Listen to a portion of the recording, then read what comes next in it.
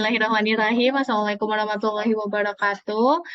Di sini saya Yolanda Iralinski dengan nomor NPM 20179 akan mempresentasikan mengenai skripsi saya yaitu perbandingan repair index antara apusan mukosa bukal dengan lidah pada perokok di Universitas Islam Bandung. Terima kasih kepada pembahas saya yaitu Prof. Dr. Nur Halim dan juga dari pembahas dua saya dari Dr. Nur Mahani yang telah datang ke sidang ini dan juga kepada pembimbing saya yaitu Dr. Yuktiana Karisma dan juga Dr. Ismet Mukhtar Nur yang telah datang. Pertama, di sini saya akan menjelaskan dari bab satu saya, yaitu untuk dari latar belakang, di mana produk tembakau itu sendiri merupakan produk yang dibuat seluruhnya atau sebagian dari daun tembakau dan sebagian bahan baku untuk digunakan dengan cara dibakar, dihisap, dan dihirup maupun dikunyah. Nah, asap rokok itu sendiri mengandung banyak senyawa yang diantaranya telah diidentifikasi sebagai karsinogenik oleh International Agency for Research on Cancer. Nah, untuk dari epidemiologinya itu sendiri, sekitar 1,1 miliar penduduk berusia lebih dari 15 tahun itu merokok. Sedangkan untuk di Indonesia itu sendiri, orang dewasa yaitu merokok sekitar 33,5% dan 23,52%-nya itu terdapat perokok aktif di Kota Bandung. Nah, untuk dari dampak merokok itu sendiri, dia itu pertama dapat meningkatkan dari kanker pada saluran pernapasan, saluran pencernaan, saluran kemih, sistem reproduksi wanita, dan juga sistem hematologi. Lalu juga meningkatkan dari morbiditas akibat kanker di seluruh dunia pada pria dan wanita dalam rentang usia 30-60 tahun. Dan dapat juga menyebabkan dari kanker rongga mulut, di mana pada kasus kanker rongga mulut, lidah, dan mukosa bukal, dia itu yang terlibat sebagai daerah yang paling sering terkena dampaknya. Nah, untuk dari mukosa rongga mulut itu sendiri, dia itu terbagi menjadi 3 jenis berdasarkan posisi dan epitelnya, di mana ada lining mukosa, mastikari mukosa, dan juga spesialis mukosa. Nah, lalu untuk dari inflamasi itu sendiri, ketika kita merokok, maka senyawa-senyawa yang timbul dari proses pembakaran asap rokok itu sendiri, seperti benzoapiren dan tobacco specific nitrosamin, itu memiliki kemampuan untuk memulai dari kerusakan pada DNA, serta memicu peradangan dan stres oksidatif. Senyawa-senyawa itu dapat menyebabkan dari kehilangan struktur jaringan, regenerasi jaringan yang berlebih, dan perubahan pada DNA. Sifat reaktifnya memungkinkan senyawa tersebut berikatan dengan DNA dan membentuk DNA duct yang dapat menginduksi dari mutasi genetik dan mendorong dari perkembangan tumor. Nah, lalu untuk dari repair index. Nah, untuk dari repair index itu sendiri merupakan suatu metode tercepat dan non-invasif untuk mendiagnosis lesi perangkakan hingga keganasan rongga mulut. Nah, untuk dari repair index itu sendiri didapatkan dengan cara membandingkan antara jumlah karyolisis dan karyoreksis dengan jumlah mikronukleus dan broken egg pada 500 sel melalui pemeriksaan mikroskopis. Nah, lalu untuk dari perubahan inti sel yang akan diamati, pertama itu ada dari mikronukleus. Jadi mikronukleus itu sendiri itu terdapat dari inti sel yang terletak di sekitar dari inti sel utama yang berbentuk oval, berbatas tegas dan berwarna sama, tetapi memiliki ukuran yang lebih kecil. Sedangkan kalau untuk dari broken egg itu merupakan perubahan dalam inti sel yang mengarah pada fenomena pecahnya inti sel. Nah, untuk karyoheksis itu salah satu tanda dari apoptosis yang ditandai dengan agregasi kromatin yang luas yang menyebabkan fragmentasi dan disintegrasi dari intinya. Sedangkan untuk karyolisis, dia itu menunjuk pada laju kematian sel yang ditandai dengan larutnya kromatin sel sehingga tidak terpulas dengan pewarnaan rutin. Nah, lalu untuk dari IMC dari skripsi ini sendiri, di mana saya mengambil dari Quran Surat Al-Baqarah ayat 195, dan janganlah kamu menjatuhkan dirimu sendiri dalam kebinasaan. Nah, lalu untuk dari rumusan masalahnya itu sendiri, pertama itu adalah bagaimana repair index apusan mukosa bukal pada perokok aktif, bagaimana repair index apusan mukosa lidah pada perokok aktif, dan juga bagaimana perbandingan indeks repair antara apusan mukosa bukal dengan lidah pada perokok aktif. Nah, untuk dari tujuan penelitiannya itu ada dua, ada tujuan umum, yaitu mengetahui dari perbandingan repair index-nya antara apusan mukosa lidah dengan perokok bukal dengan lidah pada perokok aktif, dan tujuan khususnya itu sendiri membandingkan dari repair index-nya antara apusan mukosa bukal dengan lidah pada perokok aktif melalui pengamatan dari mikronukleus, karyoheksis, karyolisis, dan juga broken egg secara mikroskopis. Nah, manfaat teoritisnya ini bisa menjadi landasan teori untuk penelitian di masa yang akan datang dalam rangka mencegah lesi perangkangan rongga mulut.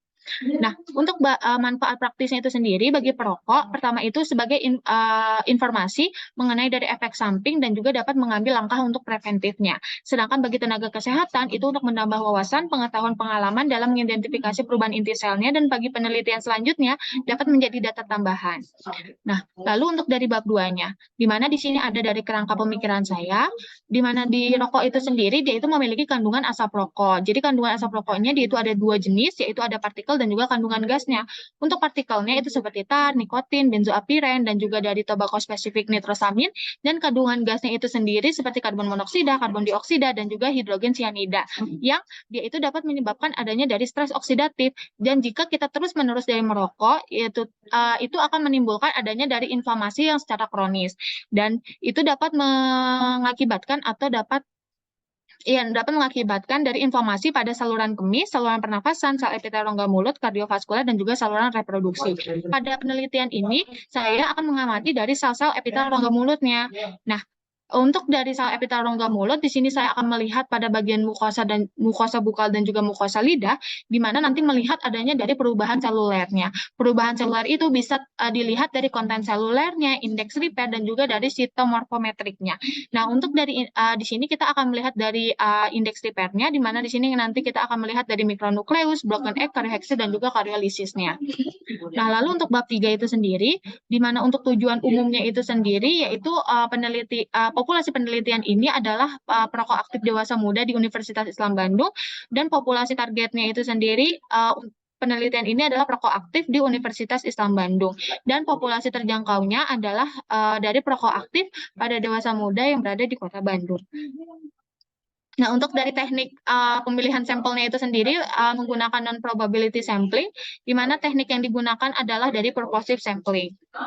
Nah, untuk dari besar sampelnya, dengan rumus sampel dari Z statistik itu sendiri, minimal untuk masing-masing kelompok adalah 17 orang. Oleh karena itu, peneliti di sini mengambil satu kelompoknya itu adalah 20 orang untuk yang bukan perokok dan 20 orang untuk yang perokoknya. Nah, lalu ini adalah dari kriteria eksklusinya dan inklusinya, dan juga ini adalah dari kriteria eksklusi yang digunakan pada penelitian ini. Nah, lalu untuk dari bahan penelitiannya, yaitu ada dari apusan epitel mukosa bukal dan lidah, cairan fiksasi alkohol 95%, air matang sukamar, dan pewarnaan Papa Nicolau komersial. Nah, lalu ini adalah alat-alat penelitian yang digunakan pada penelitian kali ini.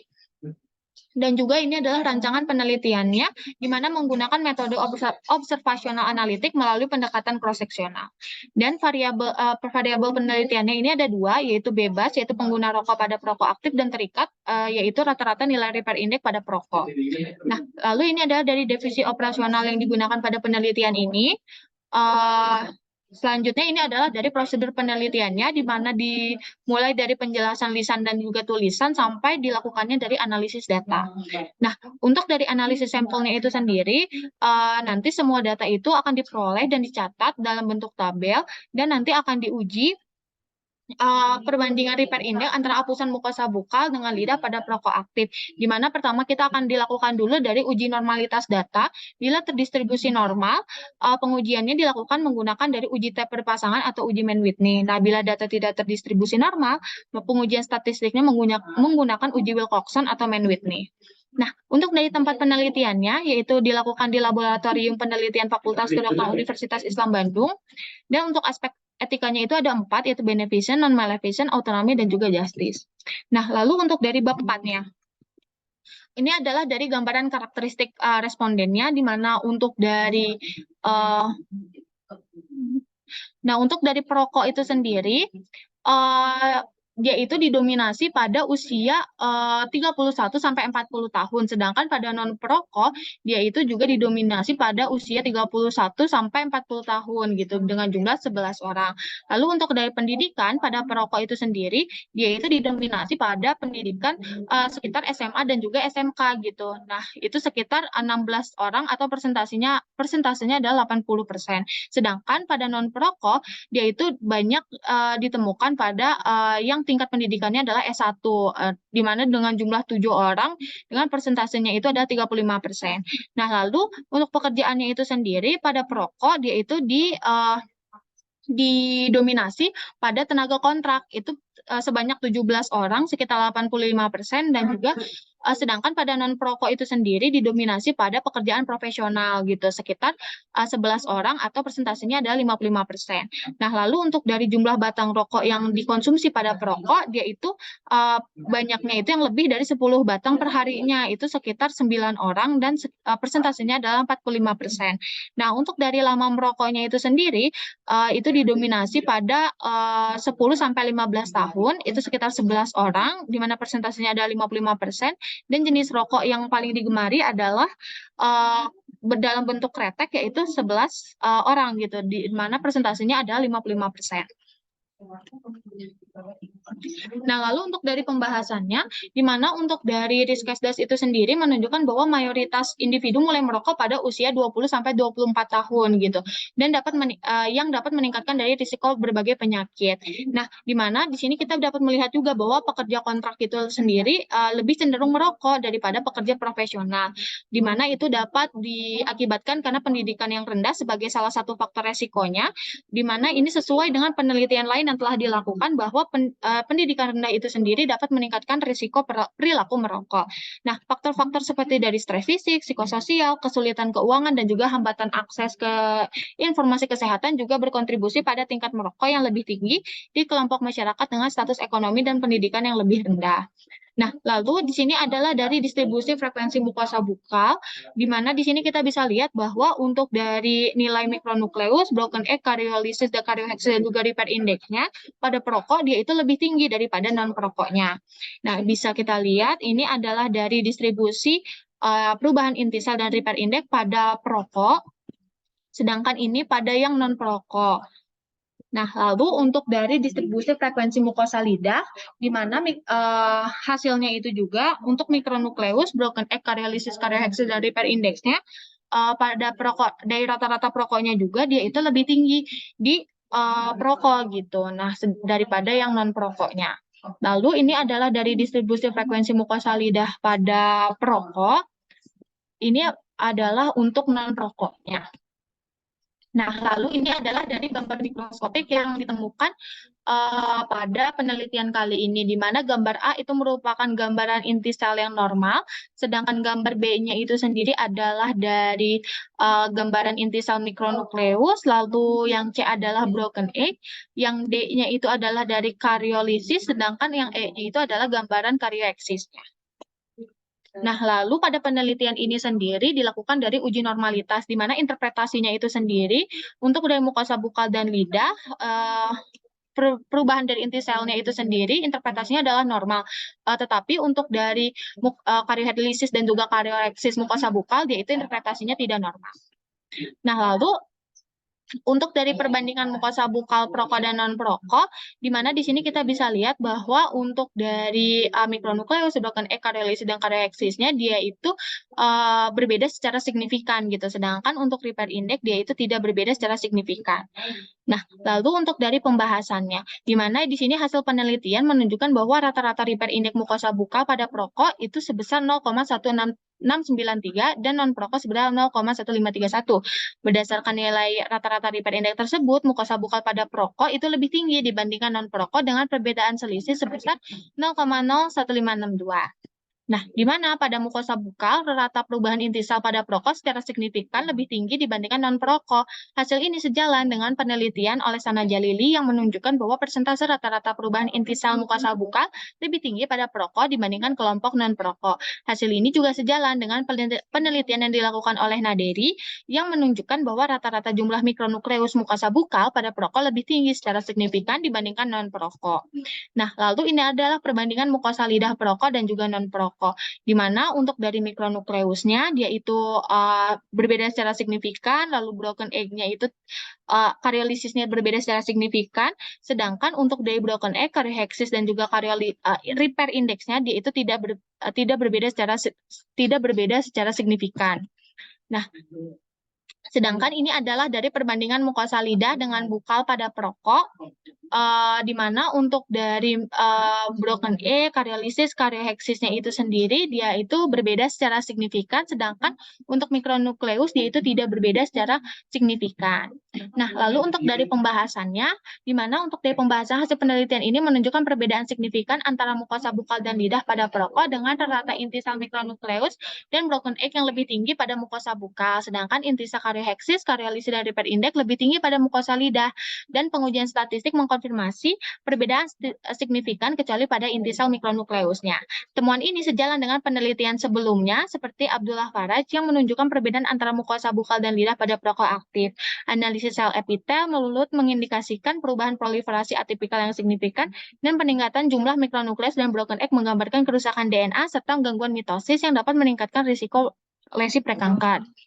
Nah, hasil mikronukleus, broken egg, dan repair index secara signifikan menunjukkan bahwa mukosa bukal lebih responsif terhadap perubahan inti sel pada perokok dibandingkan dengan mukosa lidah. Implikasinya, deteksi dini melalui repair index pada mukosa mulut dapat menjadi alat screening yang penting untuk mengidentifikasi lesi prakanker dan mengurangi resiko kanker mulut pada populasi rentan.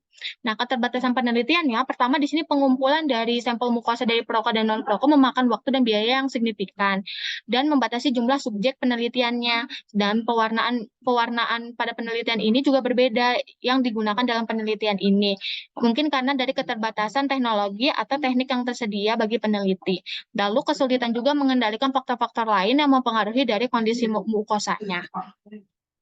Lalu untuk simpulannya itu sendiri, nilai repair index pada mukosa bukal pada perokok lebih tinggi daripada non-perokok, nilai repair index pada mukosa lidah pada perokok lebih tinggi daripada non-perokok, dan terdapat perbedaan yang bermakna pada repair index mukosa bukal dan lidah pada perokok.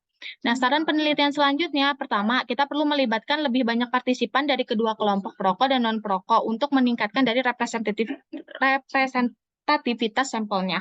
Dan pertimbangkan juga variasi dalam kategori seperti tingkat konsumsi tembakau ataupun lama kebiasaan merokok untuk memberikan pemahaman lebih mendalam, dan pilih metode pewarnaan seperti metode Fulgen, Gemsa, dan juga hemaktosilin dan juga eosin yang telah terbukti dalam literatur untuk memastikan konsistensi dan pembandingan yang lebih baik dengan penelitian sebelumnya, serta mengurangi dari potensi bias. Nah, untuk saran masyarakatnya diharapkan untuk meningkatkan kesadaran akan bahaya merokok dan pentingnya menjaga kesehatan mulut melalui pemahaman terhadap hasil penelitian ini. Nah, untuk dari presentasi skripsi saya sekian. Mohon maaf bila ada kesalahan. Wassalamualaikum warahmatullahi wabarakatuh.